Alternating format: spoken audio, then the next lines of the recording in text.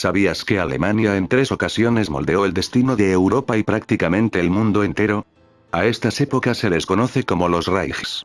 En una ocasión anterior ya analizamos la historia del primer Reich alemán, ahora es turno del segundo. El segundo Reich alemán, nacido entre los ecos de la guerra y la política, no solo representó el auge industrial y militar de Alemania, sino también su ambición de ser una potencia global.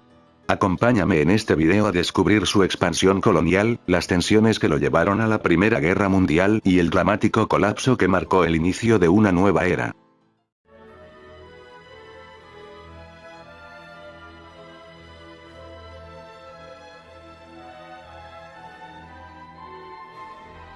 Recapitulando, el primer Reich sobreviviría moribundo hasta inicios del siglo XIX. El punto de inflexión llegaría hacia 1805. De los albores de la Revolución Francesa había nacido el Imperio Napoleónico, que pondría de cabeza a toda Europa. Francia les declararía la guerra a varios estados europeos, entre esos al Sacro Imperio.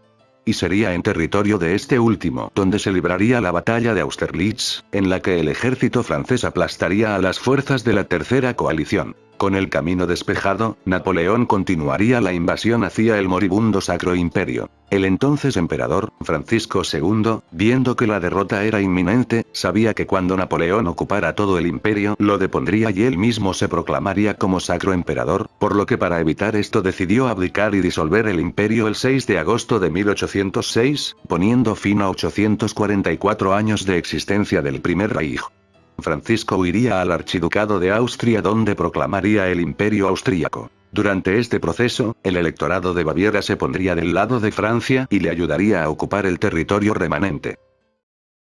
En 1806, el emperador francés tomó a Baviera y los demás estados que había ocupado como Westfalia y Sajonia para con ellos formar la Confederación del Rin, estado títere del Imperio francés. Entre 1807 y 1808, Francia derrotaría a Austria y a Prusia.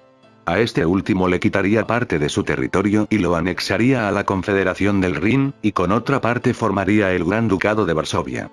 Prusia y Austria al verse derrotados, serían sometidos por Napoleón quien los forzó a combatir de su lado. Napoleón posicionaría a la fuerza a varios de sus familiares en las casas reales de estos estados. El nuevo estado fue bien recibido, sobre todo entre las clases más bajas, ya que los parlamentos de estos estaban sujetos a la administración del sistema judicial francés regido por el Código Napoleónico, por ende, a los principios de libertad, igualdad y fraternidad, además que la Confederación fue vista como un paso hacia la reunificación alemana. Sin embargo, a medida que transcurría la guerra, el gobierno profrancés iría perdiendo apoyo popular, ya que el sistema continental hacia Reino Unido se tradujo en la implantación de duras medidas económicas que afectaron a los campesinos. La Confederación sería disuelta en 1812, cuando la Sexta Coalición lograría hacer retroceder a Francia, ocuparon la Confederación del Rin, disolviéndola. Los estados confederados firmaron la paz con la coalición y se pondrían en contra de Francia. Napoleón sería derrotado en la batalla de Leipzig, luego de la cual la monarquía borbónica sería restituida, y el emperador sería exiliado en la isla de Elba. Sin embargo, Napoleón regresaría de su exilio durante 100 días para dar la última batalla, siendo finalmente derrotado en Waterloo. Con la guerra terminada, las potencias vencedoras se reunirían en el Congreso de Viena para decidir el destino de Europa. Napoleón esta vez sería exiliado a la remota Santa Helena, y el mapa de Europa sería completamente reconfigurado. En el caso de los estados alemanes, se acordaría la creación de la Confederación Germánica, una especie de alianza política de estados soberanos creada con el fin de buscar la cooperación del mundo germano. Prusia y Austria también serían incluidos. Se establecería Frankfurt del Meno otra vez como capital confederada, para tratar asuntos de interés general, y la presidencia quedaría en manos de la Casa de Habsburgo. A grosso modo, esta época estuvo marcada por una relativa prosperidad económica, períodos de prosperidad intercalados con fuertes hambrunas, un crecimiento poblacional sostenido, y la mantenencia de los privilegios de la nobleza.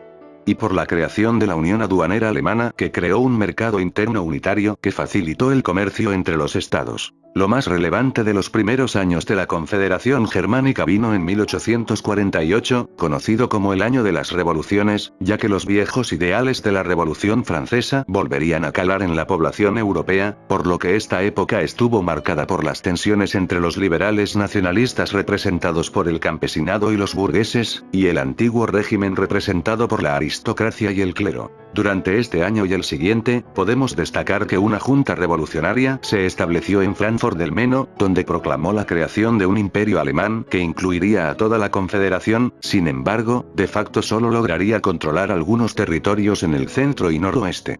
Pero finalmente, en 1849, se llevarían a cabo reformas administrativas y con el uso de la fuerza, las revueltas serían aplacadas, y el imperio alemán sería disuelto en 1849 y el orden sería restaurado en la Confederación. Desde el fin del Congreso de Viena, la historia de la Confederación estuvo marcada por la rivalidad entre Prusia y Austria, quienes se disputaban la hegemonía del mundo germano. Las tensiones llegarían a su punto más álgido luego de la Guerra de los Ducados, en la que Austria y Prusia se aliarían en contra de Dinamarca para arrebatarle Holstein y Schleswig.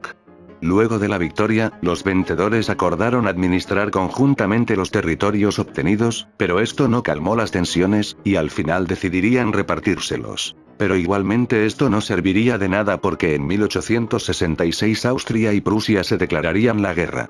Estados como Oldenburgo, Sajonia, Coburgo y Bremen se pondrían del lado de Prusia, mientras que Sajonia, Hannover y Baviera se pondrían del lado austríaco. La contienda sería corta pero decisiva. En apenas 7 semanas la coalición prusiana invadiría Austria y lograrían su rendición. Ese mismo año, con la Paz de Praga, se acordaría no solo el fin de la guerra, sino que también se daría fin a la Confederación.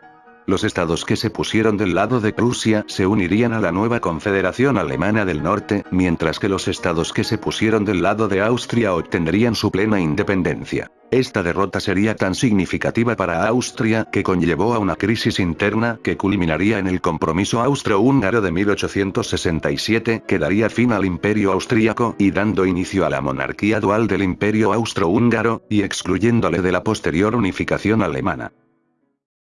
La Confederación Alemana del Norte bajo el liderazgo de Prusia ascendería al estatus de potencia, lo que le llevó a entrar en tensiones con otras potencias europeas como Francia. En aquel entonces, Francia era el segundo imperio francés, gobernado por Napoleón III, quien buscaba convertir a su país nuevamente en una potencia de talla mundial como en los tiempos del Gran Corso, pero el ascenso de Prusia como potencia dentro de Europa ponía en peligro las ambiciones de Napoleón, y aunque se intentó negociar, en 1870 el gobierno francés utilizaría como pretexto el modificado telegrama de Ems para declararle la guerra a la Confederación.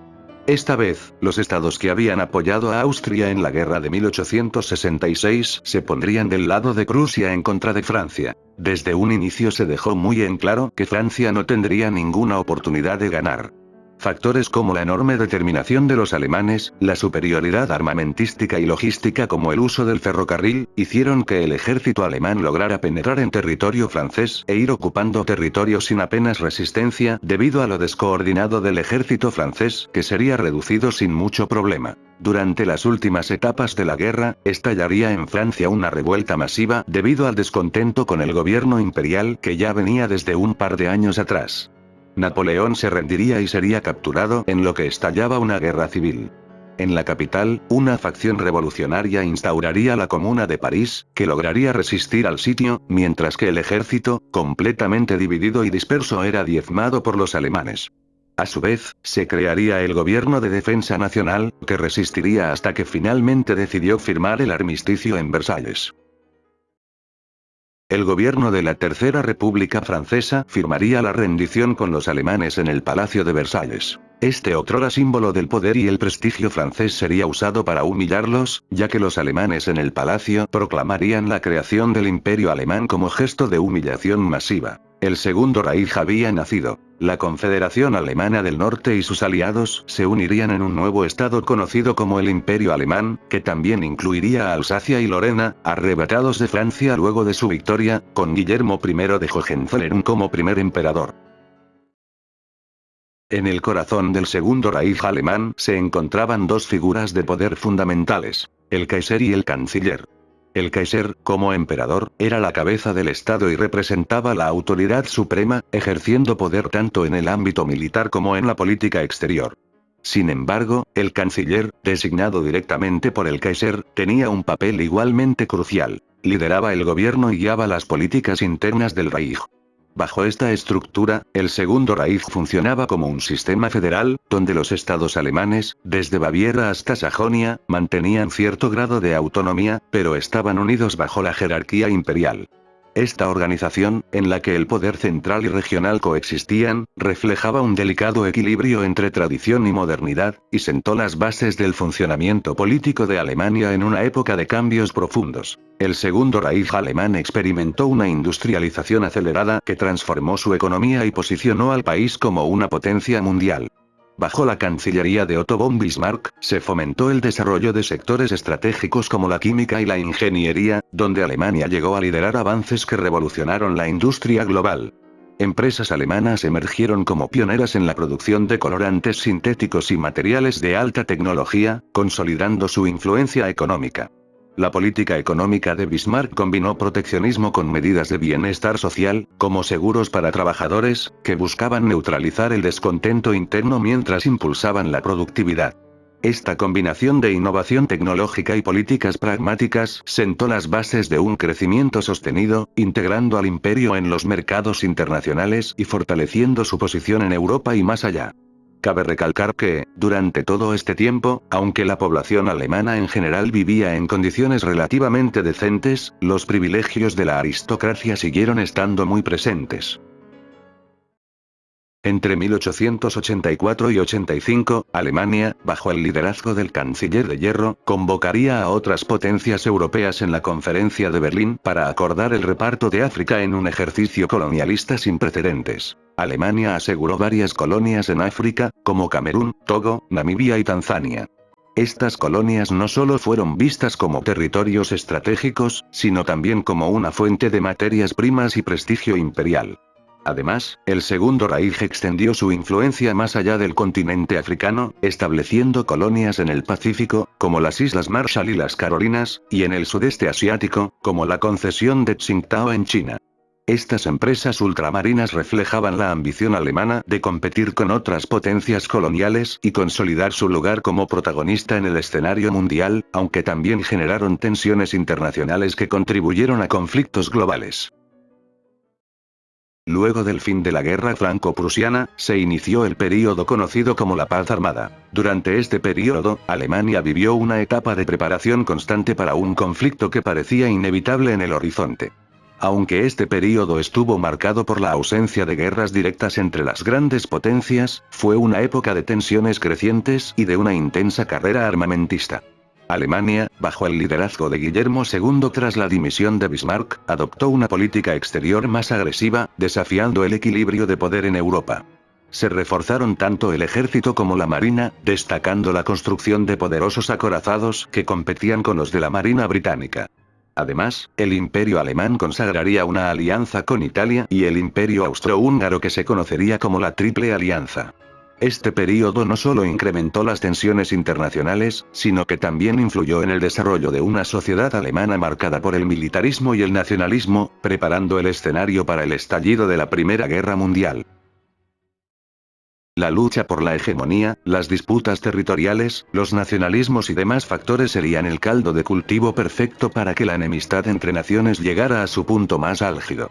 Finalmente, se usaría el asesinato del archiduque Francisco Fernando como pretexto para activar el sistema de alianzas que daría paso al conflicto bélico más brutal jamás visto antes. La guerra empezaría formalmente el 28 de julio de 1914, cuando el Imperio austrohúngaro le declaró la guerra a Serbia, lo que llevó a un efecto dominó que activaría las alianzas formadas durante la Paz Armada. Rusia le declararía la guerra a Austria, Alemania hace lo mismo con Rusia y Francia, luego con Bélgica y el Reino Unido. El primer paso de Alemania sería ocupar Luxemburgo, que cayó sin mucha resistencia. Su plan original era ocupar todo Bélgica, para desde allí seguir hacia Francia, ya que una invasión por Alsacia y Lorena hubiera sido prácticamente imposible. derrotar a los franceses y británicos, y ocupar París para asegurar el frente occidental, y luego, aprovechando el enorme tamaño de Rusia que dificultaba la movilización de tropas y suministros, redirigirse al frente oriental para avanzar por Rusia y ocupar Moscú, dándole fin a la guerra. Sin embargo, ya sabemos que esto no saldría de acuerdo a lo planeado. Bélgica opondría una fuerte resistencia, y Alemania solo lograría ocupar la mitad del territorio. A pesar de esto, decidieron continuar con el plan, y desde el territorio belga ocupado continuarían por Francia. A pesar de estar en considerable desventaja técnica y armamentística, los franceses llevarían al límite todos sus recursos humanos y materiales para evitar la toma de París. Esto, sumado a la presión de los belgas en el norte, y el apoyo británico, hicieron que la guerra quedara estancada, iniciando una sangrienta guerra de trincheras. Además, que Austria se encontraba en aprietos y tuvo que ser socorrida por Alemania en los Balcanes, desviando parte de las tropas. Alemania aún así decidiría tratar de seguir con el plan original, y redirigió parte de sus tropas hacia el frente oriental, logrando expulsar a los rusos que habían ocupado parte de su territorio y avanzando por Polonia y el Báltico. La guerra marcó el inicio de la guerra total, un conflicto que movilizó recursos humanos, industriales y económicos a una escala nunca antes vista. El frente occidental se convirtió en un interminable campo de guerra de trincheras, donde los soldados soportaron condiciones inhumanas, con barro, hambre y constantes bombardeos. Batallas icónicas como la del Somme y el Marne reflejaron la brutalidad del conflicto, dejando millones de bajas en ambos bandos y pocas ganancias territoriales. Los crímenes de guerra, como ataques contra civiles y el uso de gases tóxicos, añadieron una nueva dimensión de horror. La traición de Italia en 1915, al cambiar de bando hacia la Triple Entente, y la entrada del Imperio Otomano y Bulgaria del lado de las potencias centrales, ampliaron el conflicto a nuevas regiones, cambiando el balance de la guerra. Mientras tanto, la devastación económica y el agotamiento militar desgastaron tanto a los soldados en el campo de batalla como a las poblaciones en casa, ya que se llevaron al límite los recursos económicos y humanos.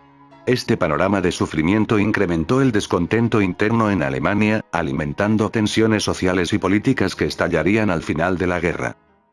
Hacia principios de 1918 parecía que el resultado de la guerra estaría a favor de la Triple Alianza, ya que, con el estallido de la Revolución Rusa, Alemania ocupó Polonia, el Báltico, Ucrania, Bielorrusia y parte del Cáucaso, mientras que el resto de la alianza contenía a la Entente en los Balcanes. En noviembre de 1918, el colapso interno y externo de Alemania alcanzó su punto máximo, desatando la Revolución Alemana. La devastación económica, el desgaste militar y el creciente descontento social se combinaron con las derrotas en los frentes, forzando a Alemania a retroceder en el campo de batalla. La presión sobre el Kaiser Guillermo II culminó en su abdicación el 9 de noviembre de 1918, marcando el fin del Segundo Reich. Ese mismo día, se proclamó la República de Weimar, en un intento de reconstruir la nación sobre principios democráticos. Poco después, se firmaría el armisticio del 11 de noviembre dando fin a la guerra. Un año más tarde se firmaría el Tratado de Versalles, que impuso a Alemania duras sanciones económicas y territoriales, hundiendo al país en una crisis interna aún más profunda. Estas tensiones alimentaron el estallido de una guerra civil, con enfrentamientos entre diferentes facciones políticas que buscaban redefinir el futuro del país. La revolución no solo marcó el fin de un imperio, sino que también abrió las puertas a décadas de inestabilidad que transformaron a Alemania y toda Europa. El Segundo Reich había caído en plena guerra, dejando paso a un panorama desolador marcado por la fragmentación, la inestabilidad y conflictos internos. Si te quedaste hasta el final del video, no olvides suscribirte y darle like si te gusta mi contenido. Me apoyarías bastante. Por mi parte no tengo nada más que decir, y conmigo será hasta la próxima.